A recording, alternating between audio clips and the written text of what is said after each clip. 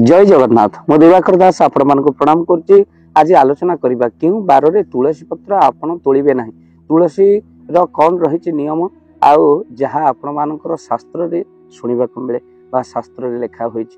भक्त बंधु आज आपण मानक कहबो जो प्रश्न आपण पचारिथिले हमकु जे तुलसी को आमे क्यों दिन तोड़िबो क्यों दिन तोड़िबो नाही। भक्त बंधु तुलसी पत्र जहाँ कि भगवानकर प्रसाद रे पड़िले ताहा प्रभुंकर उपयोगी हो जाए। अर्थात तुलसी बिना जिते भोग मुते न हुए केबे जोग। तेणु तुलसी भगवान अतिशय प्रिय। भगवान तुलसी धान कर शयन करती बड़ सिंगार आ सहित तुलसी वृक्ष द्वारा घर बहु वास्तु दोष दूर हो जाए। घर नकारात्मक शक्ति दूर करे तुलसी। खाली से नुहे आपण मैंने जानिक आनंदित हे शबर जदि मृत व्यक्तिर जदि आप मुंड उपर तुलसी कुड़ुआटी रखती जमलोक जमदूत माने डरती किभली भाव आमे ता आत्मा को आमे नबु नरक को। तेणु बरम वैकुंठ दूत आसती तुलसी महाप्रभाव। भक्तबंधु वृंदावती स्वामी जलंधर जेहेतु जलंधर को बध कर देवदेव महादेव से तुलसी महादेव सेवार लगी हुए ना बेलपत्र लगी हुए। किंतु यही तुलसी को शास्त्र अनुसार आपण मन रखि था क्यों बारे तोड़े। शास्त्र कहते तुलसी को केबे द्वादशी तिथि आपण तोड़तु ना। तुलसी को केबे रविवार दिन तोड़वा कथा नुहे। तुलसी को संध्या समय केबे भी आपण छुंतु ना बा तोड़तु ना। ग्रहण पराग समय तुलसी आपण केबे भी तोड़तु ना।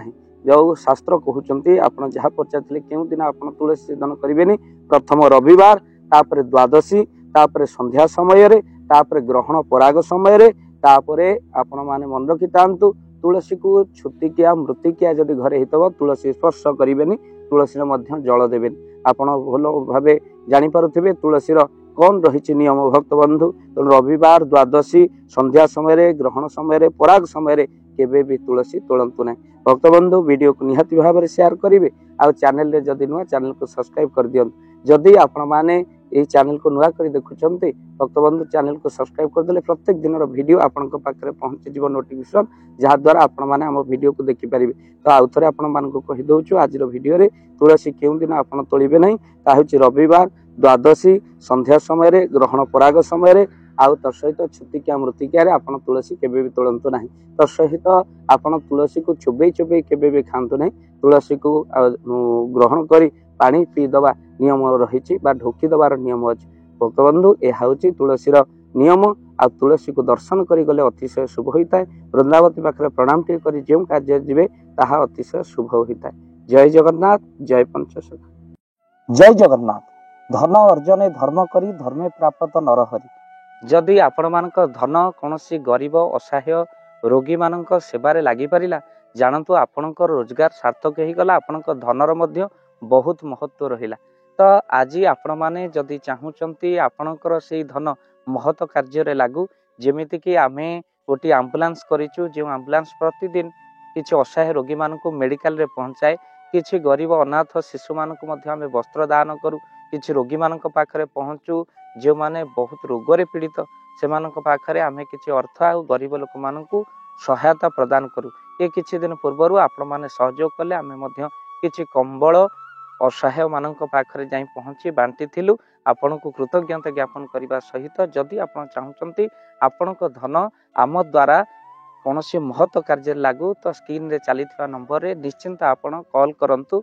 आउ आपण विवाह वार्षिक आपण पिला जन्म रे श्राद्ध रे जदि आपण दान करने को चाहूँगी आपण पुओ नाम झील नाम स्त्री नाम निश्चिंत भाव में आपण दान करें। स्क्रीन रे चली नंबर रे आपण कॉल करंतु। आमे दबु आपण को फोन पे नंबर जो फोन पे नंबर रे आपणकर दान पहुँची पार। निश्चिंत भाव में आपणकर दान क्यों कार्य लगुच तार मध्य वीडियो करी भाव दिवाकर चैनल आम निश्चिंत भाव में पकेबू।